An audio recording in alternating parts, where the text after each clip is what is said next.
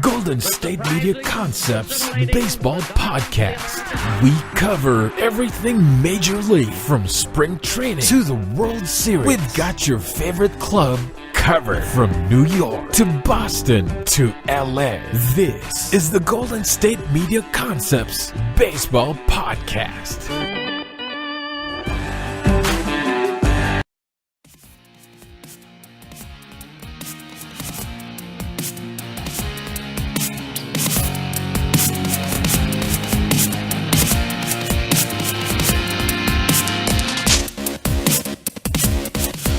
What is up? Welcome into the GSMC Baseball Podcast.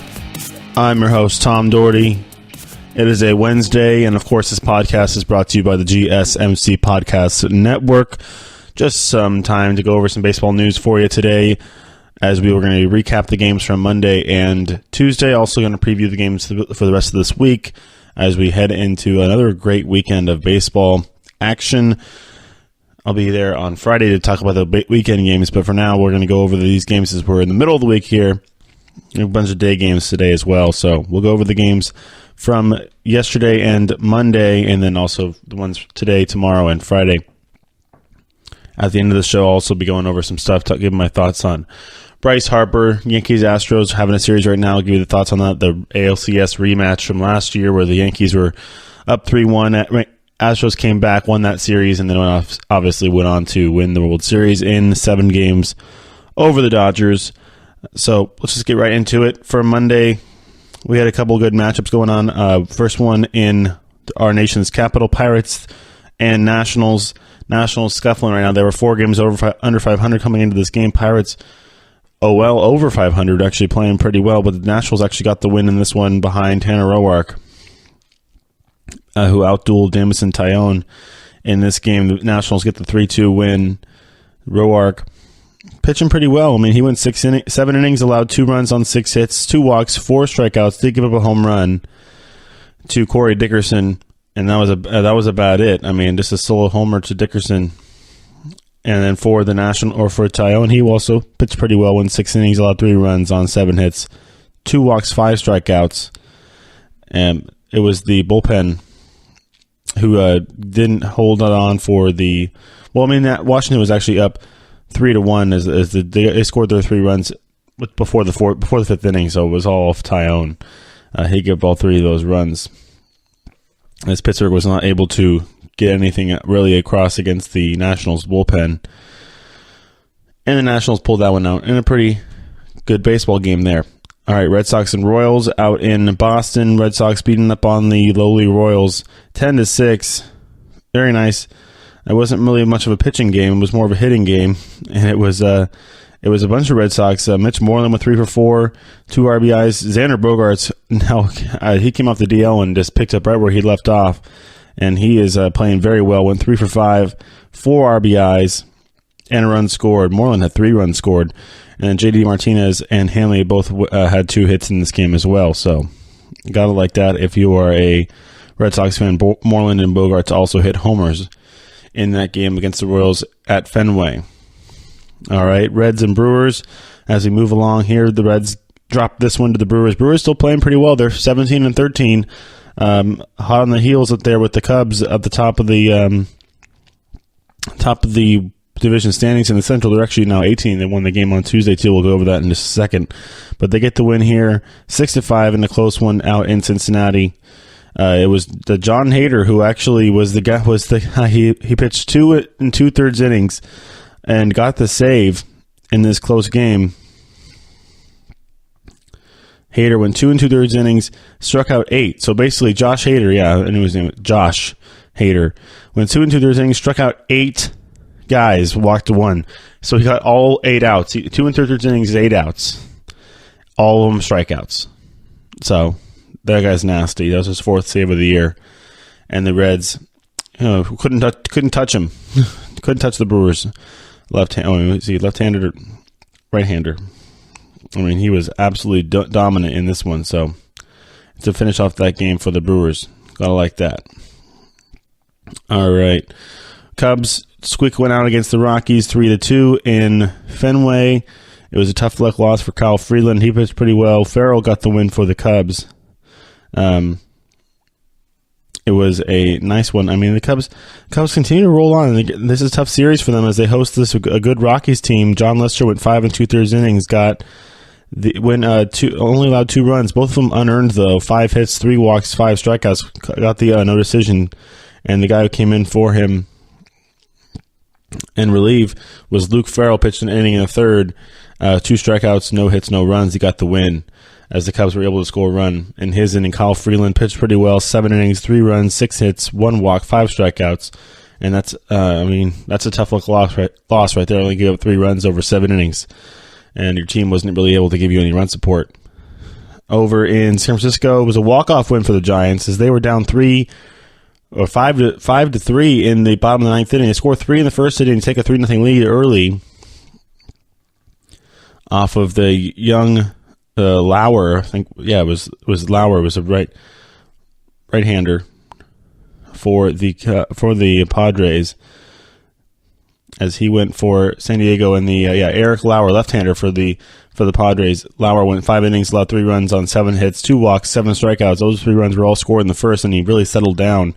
And the Giants' bullpen was Samardzija, who went for the Giants. He went 5 innings, allowed 2 runs on 5 hits, 3 walks, 5 strikeouts. Moronta came in and could not hold the lead as he gave it up and allowed the Padres to take a 5-3 lead going into the 9th. But the Giants were able to get some people on base.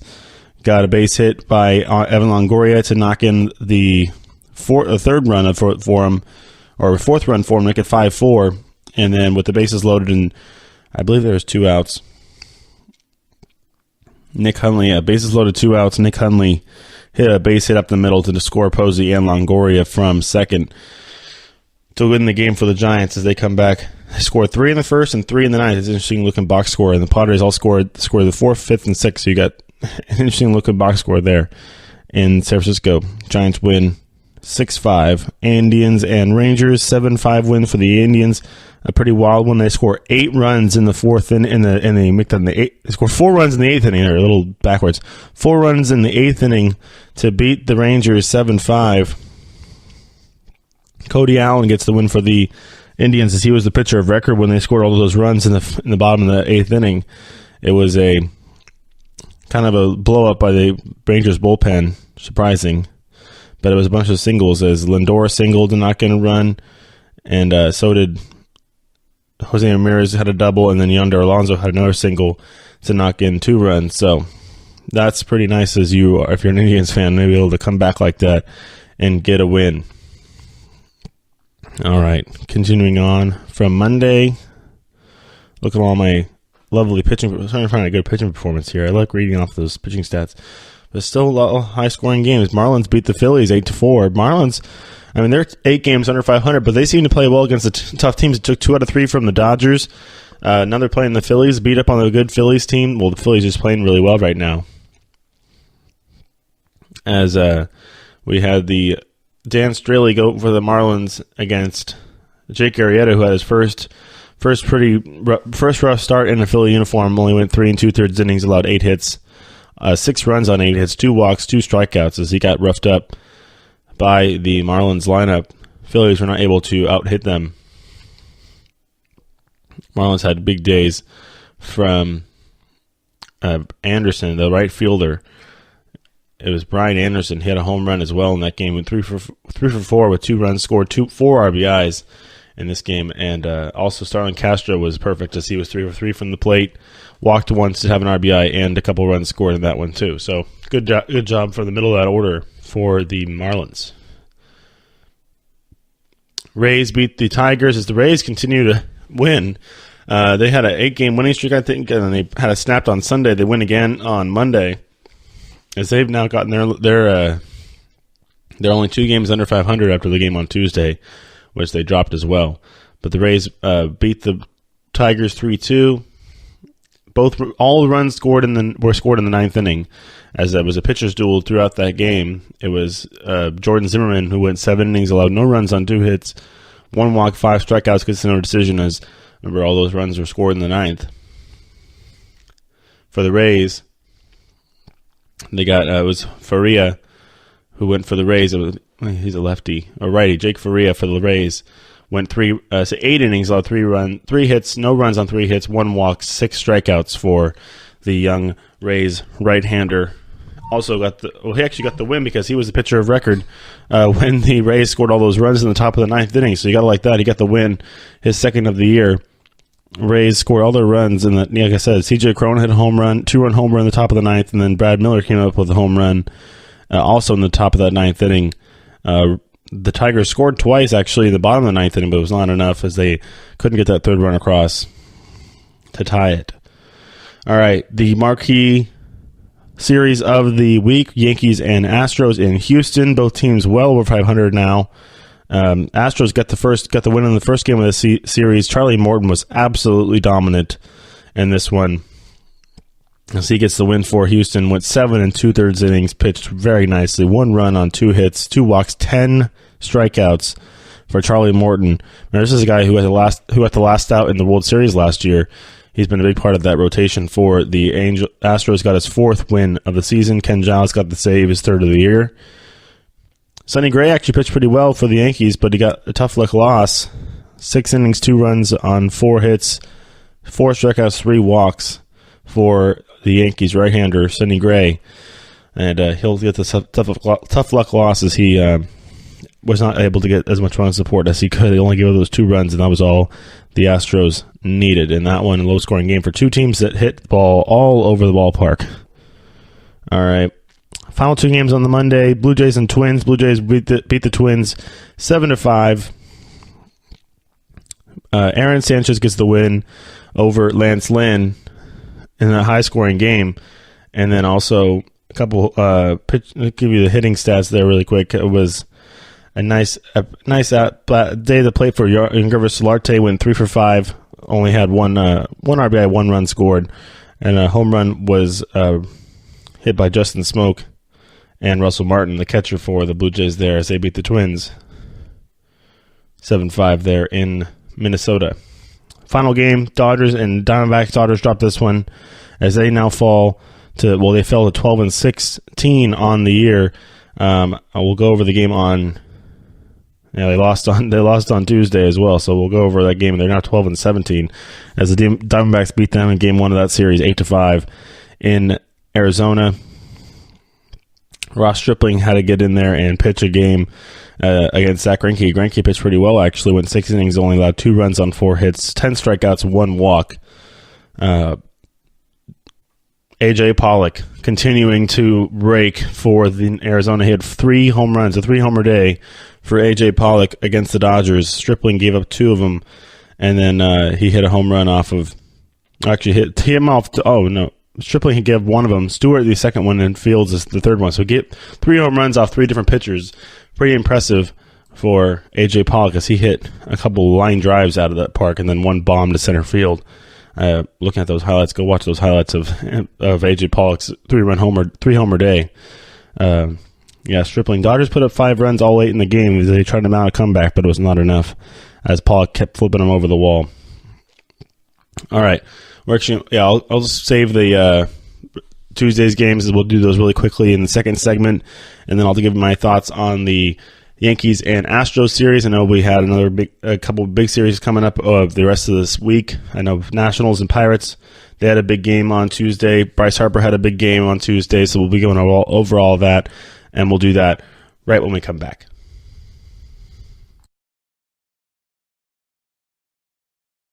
This is your ultimate stop for everything sports. The Golden State Media Concepts Sports Podcast. Should I say more? From the NFL, MLB, the NBA to MMA, it's all in here. The Golden State Media Concepts Sports Podcast. Listen now.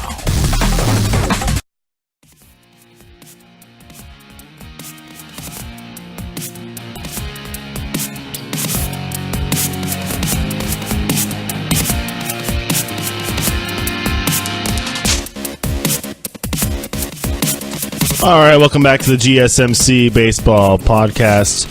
We went over all the games from Monday, which was the final day in April, so you can mark your If you go by that, I know that some people go by like the first 40 games of the season. You want to get down at least a quarter of the season before you can take the temperature on your team. You also like to use the first month of the season to kind of see where your team's at record-wise. I know there's some teams like the Nationals and the Dodgers who are not quite where they want to be on that old record versus like there's teams like the Phillies, the Braves, Pirates, who did not think maybe their team was going to, those fans at least didn't think. The teams are always pretty optimistic, players and organization, but fans can get pretty down in the depths pretty quickly when they think their team isn't going to be as good this year. But there's a couple teams who have started off pretty hot. There's teams like the Red Sox and the Yankees, Astros, Angels. You could even put in there that have started off expectedly hot based off of the talent and the roster that they have brought up this year. But definitely a mixed bag when it comes to the Major League Baseball standings right now after 1 month of play as we get into May, as these are now some games from May 1st, which was yesterday, Tuesday, May 1st, May Day around the world, as we will go around this baseball world and give you some scores. It was extra innings in Texas and actually in Cleveland, Texas and the Indians, Rangers were able to come back in the 12th inning to win this game, but it was actually what happened in the bottom of the 9th inning that was pretty crazy. Rangers were up by 4 runs going into that 9th inning. Yep, it was 6-2. Rangers are leading, and Michael Brantley came up and hit an absolute bomb that tied the game, a grand slam that tied the game in the bottom of the 9th inning, but that was all they were allowed to score, and they were scoreless into the 12th before Joey Gallo hit a home run to make it 7-6, and then Isaiah Keener-Falefa hit a home run as well to make it 8-6 in that 12th inning, and that's all she wrote, as the Rangers bullpen was able to hold on and get the win. Claudio pitched those last 3 innings actually pretty well, even got the last 3 outs in the bottom of the 12th inning. Mike Clevenger went for the Indians in that one, pitched pretty well, went 6 2/3 innings, only allowed 3 runs on 7 hits, 7 strikeouts, 1 walk, dig of a home run to Delano DeShields, and that was in the 5th inning. Doug Fister, pitching for the Rangers, went 6 2/3 innings, allowed 2 runs on 6 hits. Both of those runs were unearned. Came after an error. I think he committed it was his own error, actually, a throwing error by Fister. But 4 strikeouts, keeping his ERA down below 5. Below 3. As both those pitchers, they're pretty similar lines there. Both went 6 2/3 innings, 6 to 7 hits, and both their ERAs are both around 2.8 and change. So pretty similar. Out in Washington, a much-needed win for the Nationals, as they got a nice performance at the plate by Matt Adams. He went 3 for 4 with 3 RBIs and 3 runs scored. Bryce Harper had 1 hit, and it was a big one. It was a 3-run homer. That was in the 5th inning off of Chad Kuhl. Kuhl gave up 4 home runs in this game. He only went 4 2/3 innings, allowed 6 runs, 4 earned on 4 hits, 2 all of them were home runs. All 4 hits he gave up did leave the ballpark, 3 strikeouts, 2 walks. So interesting outing there for Kuhl, as he only allowed the 4 hits, but they all left the ballpark. Wilmer Difo, Matt Adams hit 2 home runs, both off of Kuhl, and then Harper a home run. So Matt Adams, what a guy, what a day at the plate for him. 2 homers, 3 for 4. I mean, that's how you rack up those RBIs, and his batting average is creeping up to 300, actually. He's been a nice pickup for the Nationals. Max Scherzer went for the Nationals in this one in Washington, went 6 1/3 innings, allowed 2 runs on 3 hits, 8 strikeouts, 2 walks. He did give up a home run to Corey Dickerson.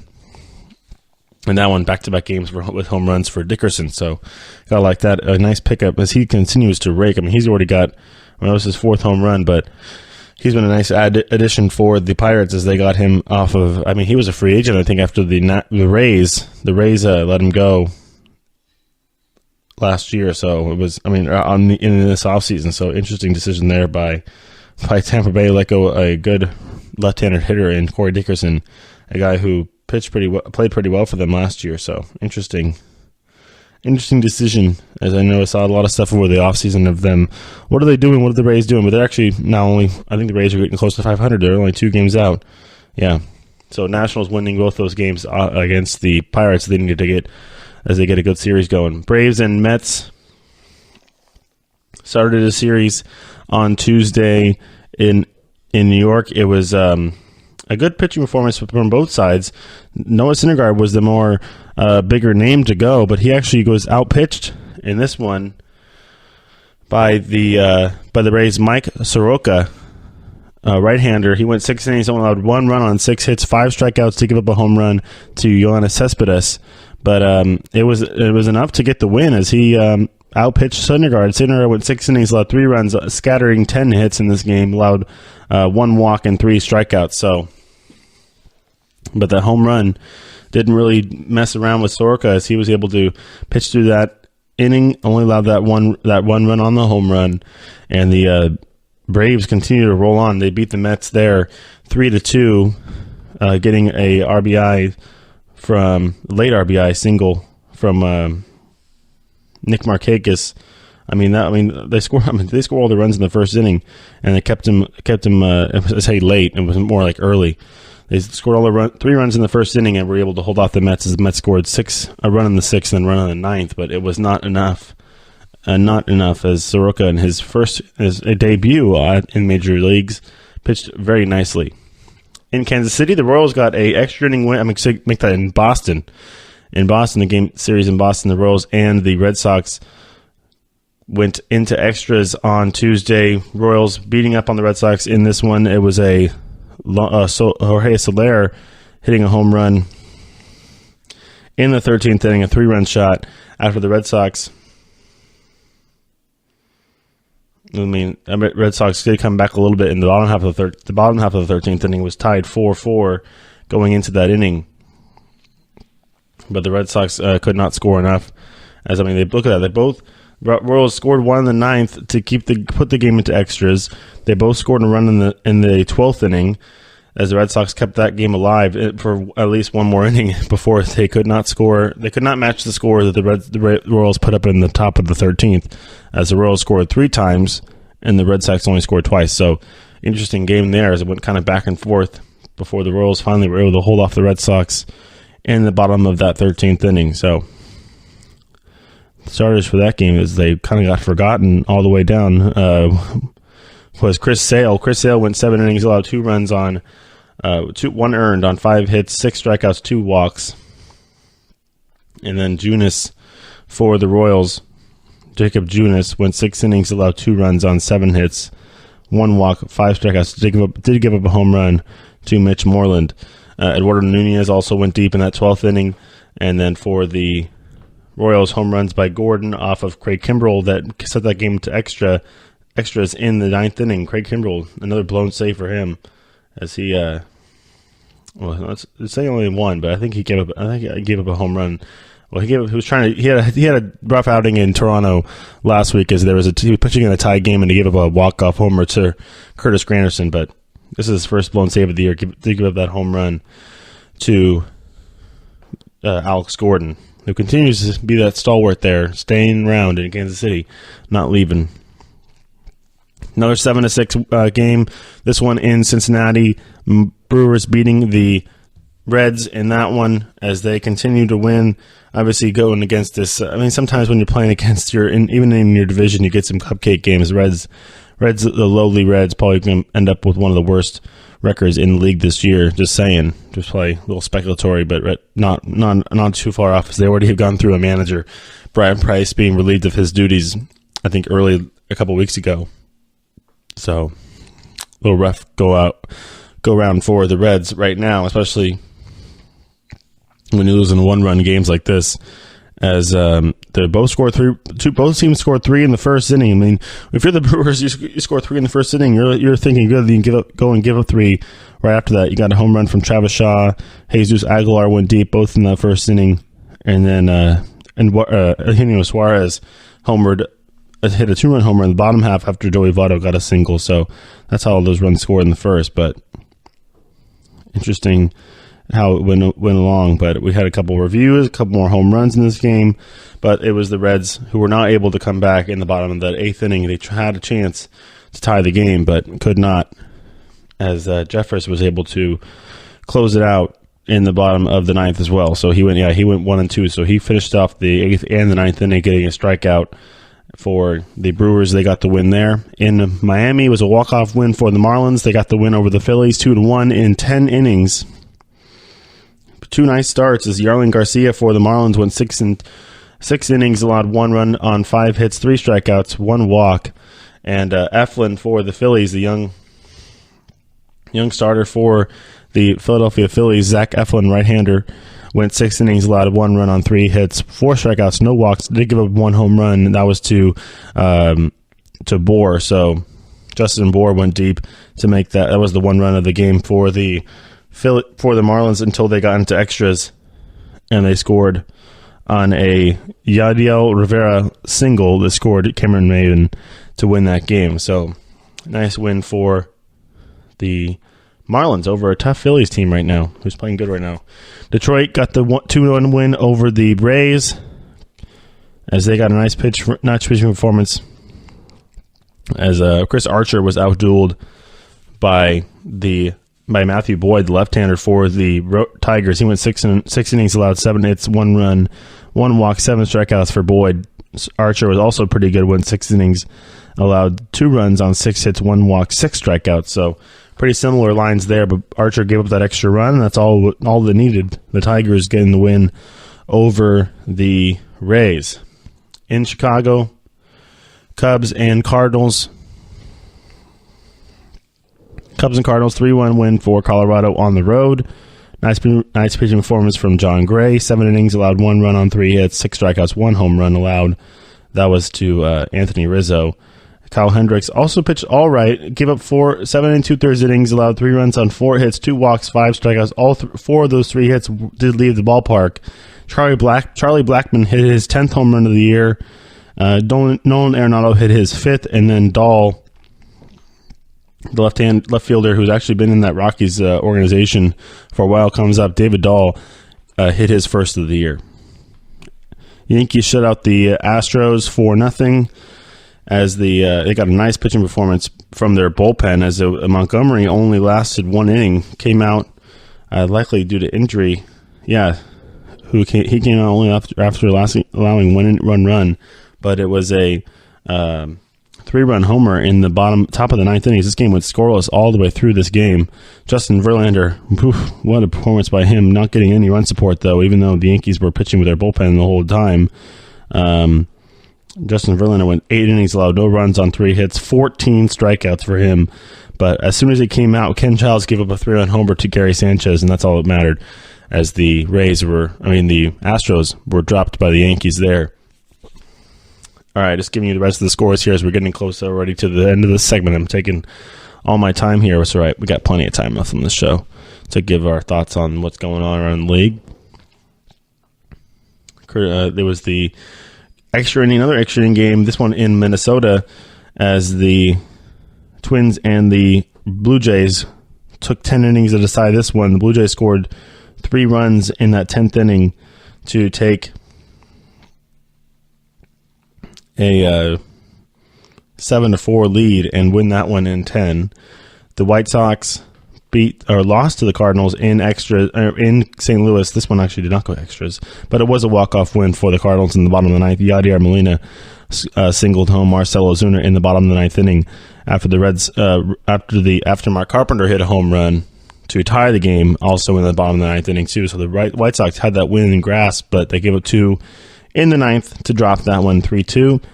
Diamondbacks beat the Dodgers as A.J. Pollock hit another home run the day after his 3-home run day. This one off of Clayton Kershaw, his 10th of the year. Kershaw, another loss for Clayton Kershaw. Or actually, he didn't get saddled with a loss, so he got a no decision. Lucky Kershaw, but that would have been 1-5 for him on the season. But he went 6 innings, allowed 2 runs on 6 hits, 1 walk, 6 strikeouts. Did give up 2 home runs in the game to Pollock and to Walker, a young guy who came up pinch hit home run to Christian Walker for the Diamondbacks. So he faced off against Cook, who went 5 innings, allowed 3 runs, 2 earned on 4 hits, 3 walks, 3 strikeouts, 1 home run to Cody Bellinger. So yeah, Kershaw, the game was tied when he left the game, so he did not get saddled with the loss, but the bullpen was not able to hold on as Liberatore gave up 2 runs in that 6th inning as well, or in the 7th inning. He didn't get an out in the 7th, and that's where the Diamondbacks took the lead and did not give it up. So Diamondbacks get the win there. Final 2 games as we come to the end of the segment. Angels beat the Orioles 3-2. They scored a run in the 9th inning to win that one, as they actually allowed that game to be tied up in the top of the 9th inning. They were up 2-0 going into the top of the 9th inning. Orioles scored twice in the bottom half on a Adam Jones single and a Manny Machado double, but Justin Upton singled home Chris Young, and they won that game in the bottom of the 9th inning. Another walk-off for the A's and the Mariners. Mariners get the win there in Minnesota and in Seattle. Mariners get the win in Seattle 6-3 over the A's. Felix Hernandez gets his 4th win of the year. Triggs takes the loss for the A's. Felix, just give you his line really quick here. Went 6 innings, allowed 3 runs on 3 hits, 4 walks, 7 strikeouts. Did give up a home run to Judd Lowry, but that's all she wrote there. So 2 segments, 2 days of games. I went through them all pretty in depth there. We'll go through some storylines in the next segment, and then we'll preview the games for the rest of the week in the 4th segment. So I'll be right back with all of that news after these messages. Tired of searching the vast jungle of podcasts? Now listen close and hear this out.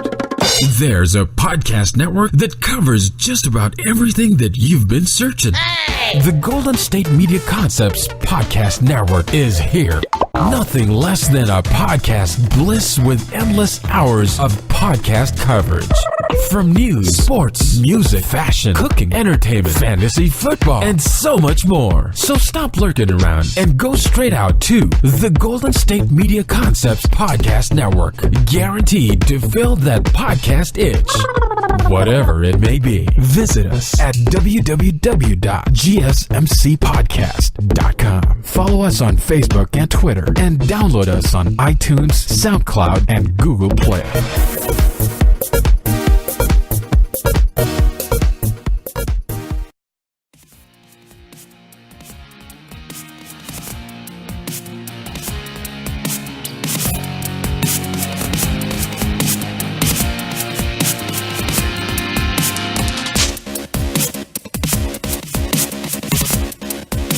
All right, welcome back. GSMC Baseball Podcast.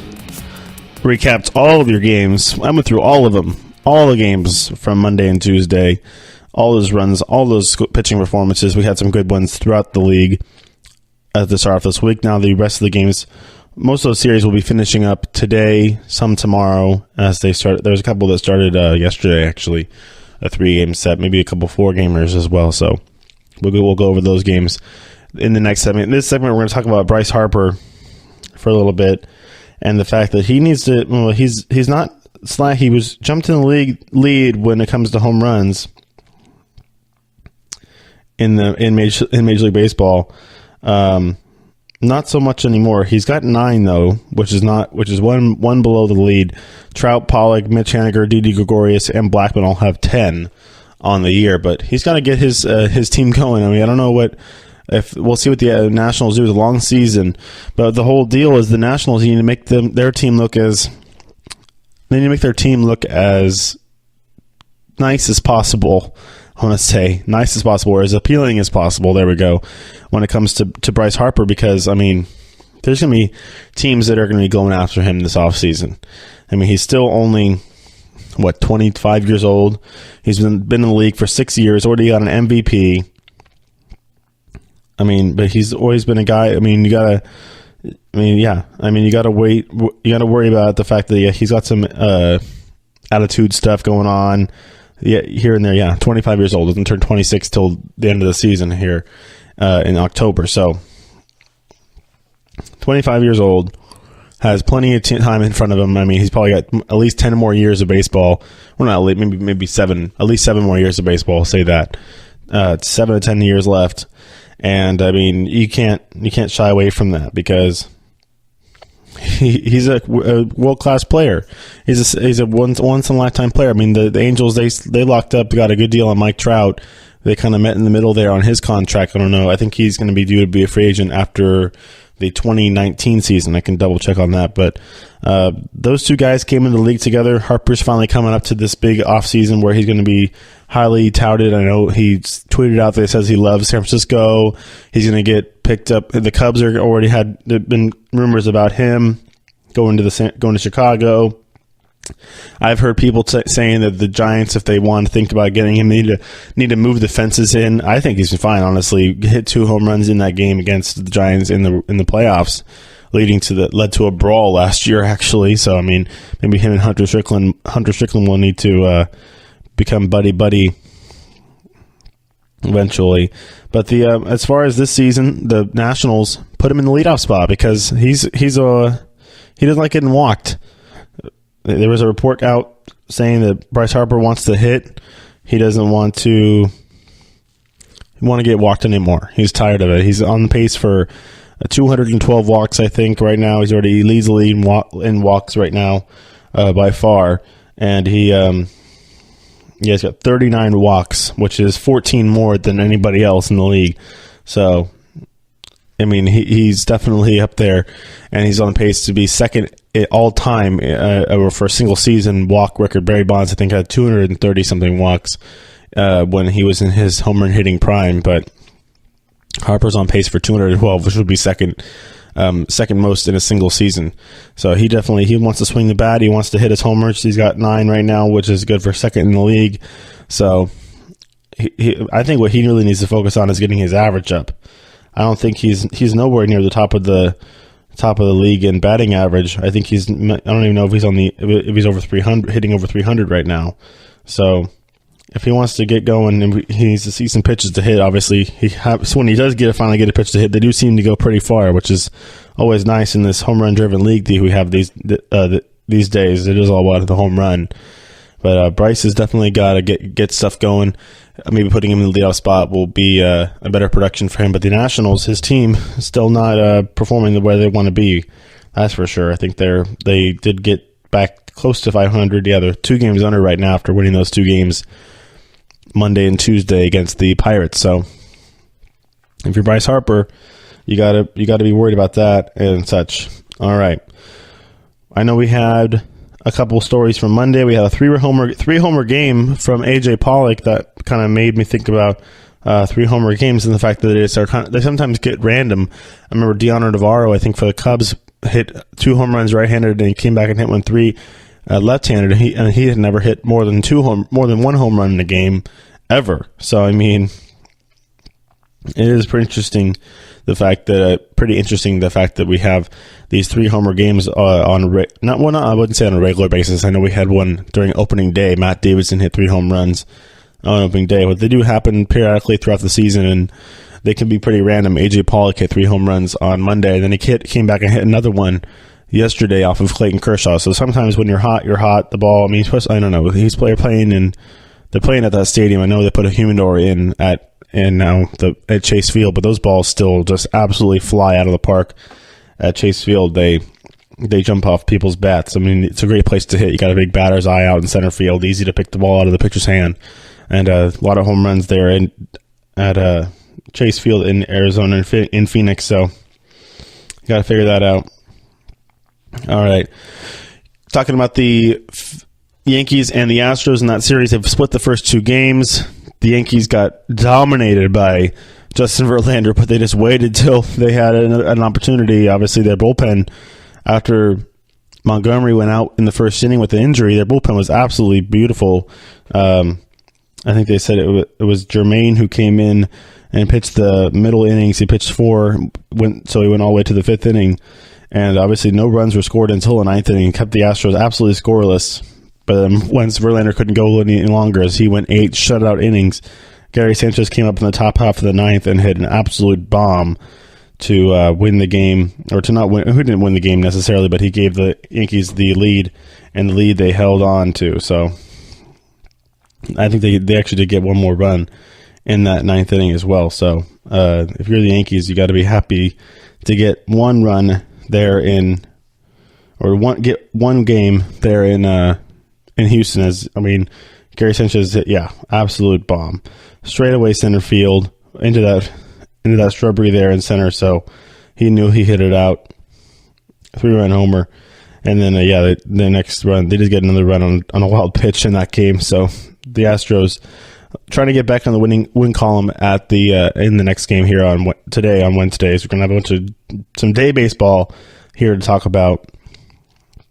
There's a bunch of games starting early, and then we have a couple games starting at 10 o'clock in that 10 o'clock Pacific time hour, and there are some night games out there too. So day games and night games all over the league as we get some more baseball going. That's the good thing about Major League Baseball. It is every day. So if you have a game like that for the Astros, you have your starter go 8 innings, allowing no runs, and then you get beat in the 9th because you didn't give him any run support, and your bullpen gave up a 3-run homer, you can bounce right back and get after it in the next day. So you have to like that. All right. So next, we want to go over some stuff. The Dodgers, Dodgers can't seem to figure it out. They dropped another 2 games in a row to the Diamondbacks. Diamondbacks have had their number this year. Diamondbacks now 21-8 as they are again tied with the Red Sox for the best record in the league. Both teams are at 21-8.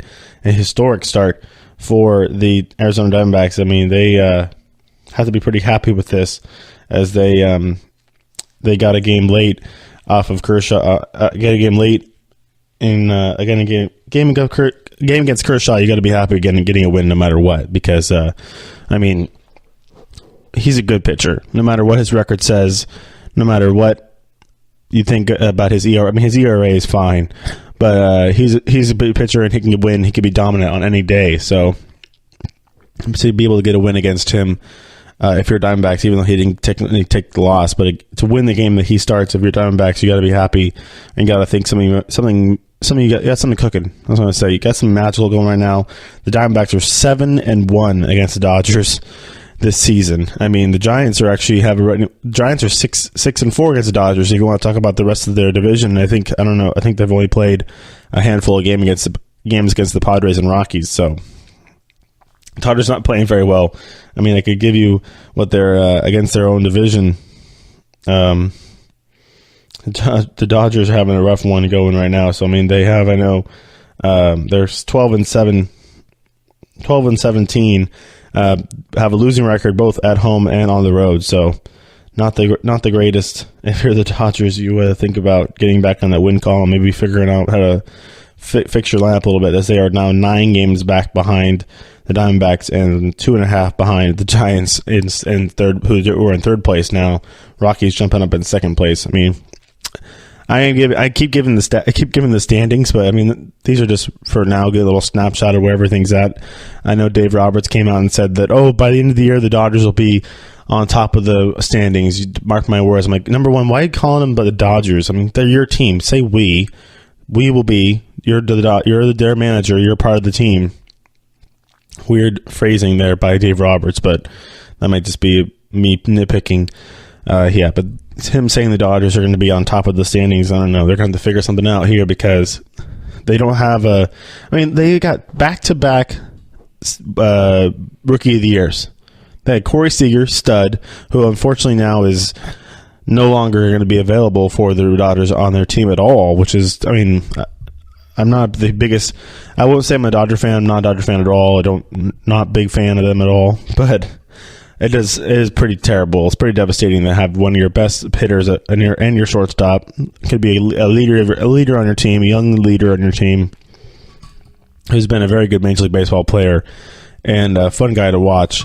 But he's done for the season as he has a strained UCL. Even the shortstop, it's not just a pitcher injury. Your collateral ligament, your ulnar collateral ligament in your elbow, he has strained that in his elbow. He's got to get Tommy John surgery. Happens even with shortstops. They throw a lot too. So, I can go through Tommy John surgery for you guys in just a second here. But basically, for those who don't know about the medical terms of Tommy John surgery, it's basically a replacement surgery where they're going to take a tendon out of your foot or your hand that you don't use, that you're not going to be using, and they replace it and use it to put it in your elbow, basically. So it's a kind of a replacement transformance surgery that takes a year to come back from. So he's going to be on the shelf probably into next season as well, It takes a good year to rehab back from that. I don't know. For a shortstop, it might be quicker because he's not necessarily pitching. We are literally throwing every time.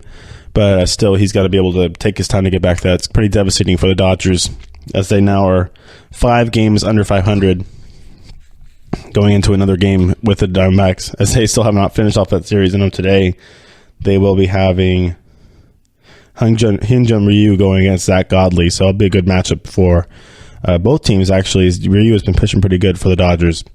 We'll see how it goes on that's actually going to be tonight in Arizona. So the Dodgers continue to reel a little bit, but yeah, I mean, even with the injuries, they had Cody Bellinger and Seager, 2 guys back-to-back Cy Young Award winning. I mean, back-to-back Rookie of the Years. Do they have a guy like that again? I mean, they're going to get Justin Turner back, but I think with his wrist injury, it's going to be tough for him to get that power numbers. So the magic for the Dodgers might not be there this year. Might not be there this year at all because, I mean, you're already getting hit with the injuries. You get one before the season started. You get a devastating one during the season that puts a guy out for a whole year. He's done. He's not coming back. It's not like Giants who had Bumgarner get hurt and how he's going to be coming back in a few weeks. Or like even the Turner injury, he's done. It sucks for Corey Seager. I mean, it's tough to see a good baseball player like that have to take off the rest of the season. I mean, best wishes to him. Hope he gets better and better quickly because he is a good product on the field for the Dodgers, and it makes that competition in the NL West a little more spicy. All right, so we're going to go through the rest of the games coming up this week. Wednesday, Thursday. I'll give you some pitching matchups that I like and some different hitters to watch as we go along the rest of this week in Major League Baseball, and we'll do that right when we come back.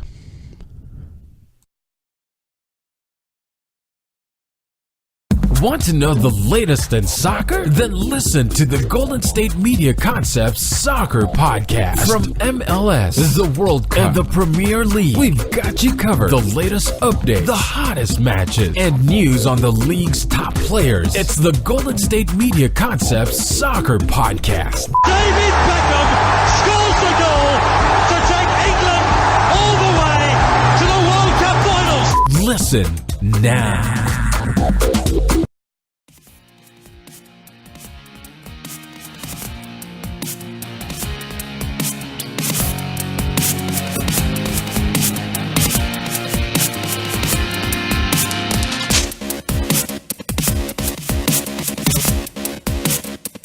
Welcome back, GSMC Baseball Podcast. The final segment. We have some nice pitching performances or pitching matchups actually to go over today and some tomorrow as well. Today we're going to actually get a couple good starting matchups. I know we're going to start off with the big one. The marquee one is in Houston. Luis Severino against Dallas Keuchel. Keuchel has not pitched very well to start off the series. 1-4 with a 4 ERA. Severino, kind of the reverse. He's 4-1 with a 2.61 ERA. Very nice for the Yankees right-hander, hard-throwing right-hander. He throws gas versus the left-hander for the Astros. Keuchel, he's a Cy Young winner.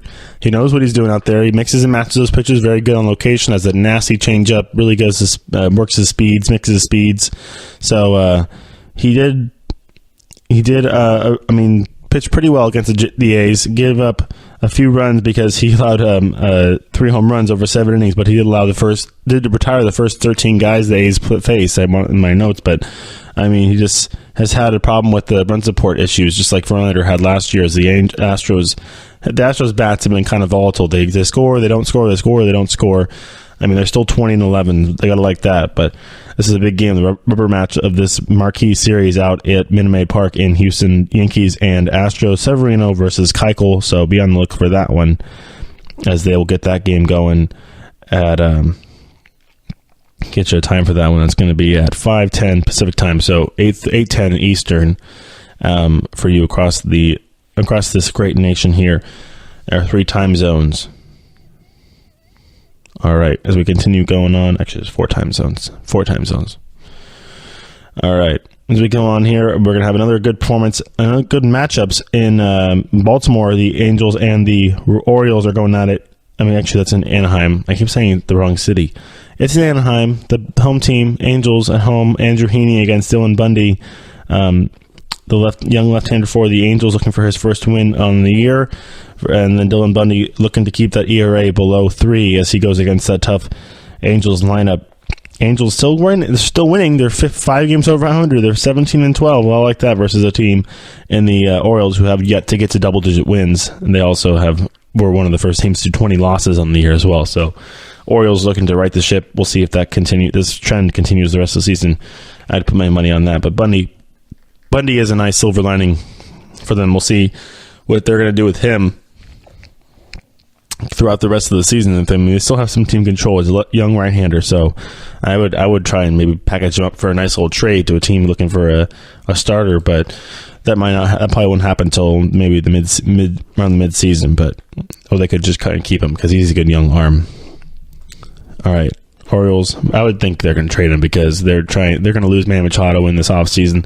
I'd try and get many prospects that you possibly could for Dylan Bundy and then work them back out through your system and basically do a full-on rebuild if you're the Orioles. That's my take on that really quick. Right there. All right. Early game out in Boston as that game will get started at 1 o'clock Eastern. Drew Pomeranz and Danny Duffy, a pair of lefties, both looking for their first win on the year as the Royals and the Red Sox will get that game going. In Detroit, another early game as Blake Snell, the left-hander for the Rays, has been very nice for the Rays as he's a 4-1 with a 2.5 ERA. He did lose that first game of the year, but that was about it. He's been very nice. He's been one of the most consistent starters for the Rays, if not the most, left-hander, as he's got 41 strikeouts already in his early of his season. So through the first month of the season, been pitching pretty well. Michael Fulmer for the Tigers, also pitching well, sub 3 ERA, 2.76 ERA, not really in that win-loss column, which is a tough stat for pitchers. A lot of people get wrapped up in that win-loss column, but it's not really something you need to look at as much. More look at the ERA whip, which is walks and hits per innings pitched. There also is an ERA. There's lots of different stats for baseball, especially for pitching, that you can get all those metric stats for the sabermetric fans out there. In Cleveland, it's going to be Matt Moore, left-hander for the Rangers, against Corey Kluber for the Indians.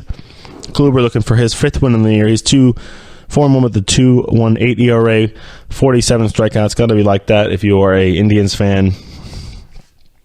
In Minnesota, Blue Jays and Twins, it'll be Marcus Stroman for the Blue Jays, looking to get back on track. He's yet to figure it out this year. The guy who pitched pretty well in the World Baseball Classic for the United States, got the MVP of the tournament. He's 0-3 though, with an 8.88 ERA, 25 strikeouts. So I mean, he's got roughed up in his last few starts as well. So he's looking to right the ship there in Minnesota.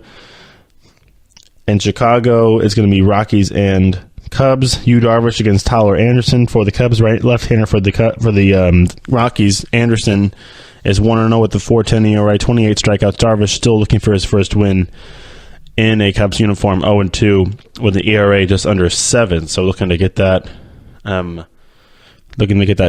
Also looking for his first win. So got to get that worked out. In Washington, it'll be Ivan Nova against Steven Strasburg, a pair of talented right-handers. Strasburg is 2-3 with a 3.63 ERA, 43 strikeouts. Has been kind of just prodding along there at the second starter for the Nationals behind Max Scherzer. Was touted as that top of the line, top of the rotation guy, and has been kind of settled in as a number 2 guy behind Scherzer because that's just how good Scherzer is. But I think Strasburg should be pitching a little bit better, especially with as much of the spotlight he had on him before has now kind of receded a bit. But I mean, he's still a very talented guy. Has a little issues with some wildness, but and giving up home runs. So we'll see how he does against the Pirates lineup today. Mets and Braves in New York at Flushing. It'll be Sean Newcomb against Jacob deGrom. Newcomb has been nice as he settled in during his 2018 debut as he's making as the left-hander for the Braves, making into that rotation. He's 1-1 with a 4.23 ERA, 34 strikeouts versus deGrom, who's yet to lose a game.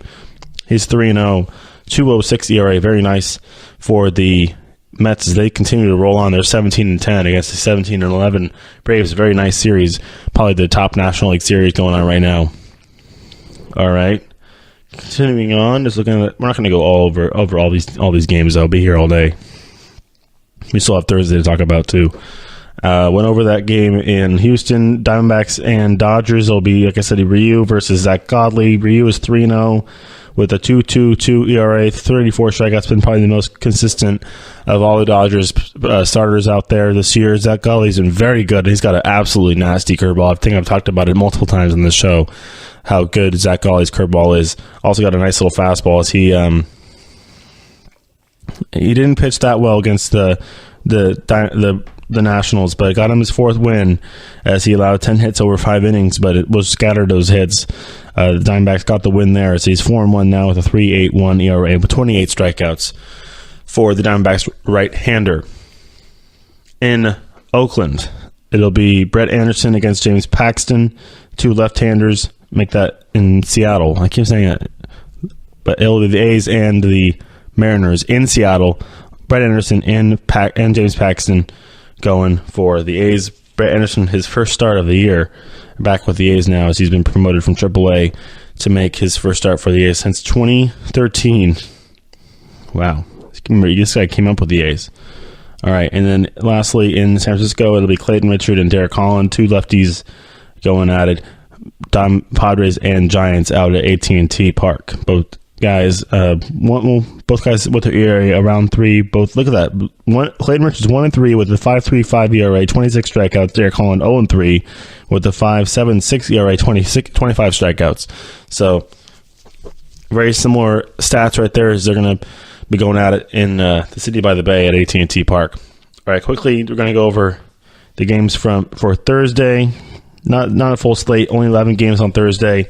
It'll be Washington and Pittsburgh finishing off that series. It'll be Trevor Williams against Jeremy Hellickson. Cleveland and Toronto. Carlos Carrasco against Jaime Garcia out there in Cleveland to finish off that series. Actually going to play 2 games as they're going to make up a game from a rainout previous in season earlier. It'll be the Blue Jays have not announced a starter yet for that game, as they're probably going to call up a guy from the minor leagues, but the Indians already have, as they pulled up Adam Plutko from AAA Columbus to make the start on Thursday in Game 2 of that doubleheader. All right, Braves and Mets. Julio Teheran against Jason Vargas for the Mets. Yankees and Astros will be finishing off that series with Masahiro Tanaka against Lance McCullers Jr. That'll be a good start. Good to watch that game on Thursday. Tigers and Royals will be starting a series off on Thursday in Kansas City. Mike Fiers against, for the Royals, it'll be Eric Skoglund, the left-hander. In Arizona, that series will go 4 games. The Diamondbacks and the Dodgers. Alex Wood against Patrick Corbin, the left-hander. A couple of left-handers out there for the Dodgers and the Diamondbacks. Boston, the Red Sox will be going to Texas to start a series against the Rangers. The Red Sox have not announced a starter actually yet for tomorrow's game, but it'll be Mike Minor for the Rangers. In Chicago, both teams actually have not announced starters yet. These are for games tomorrow, so I'll tell you how volatile pitching rotations can be. Twins and White Sox. And then in Anaheim, the final game of that series, Baltimore and the Angels.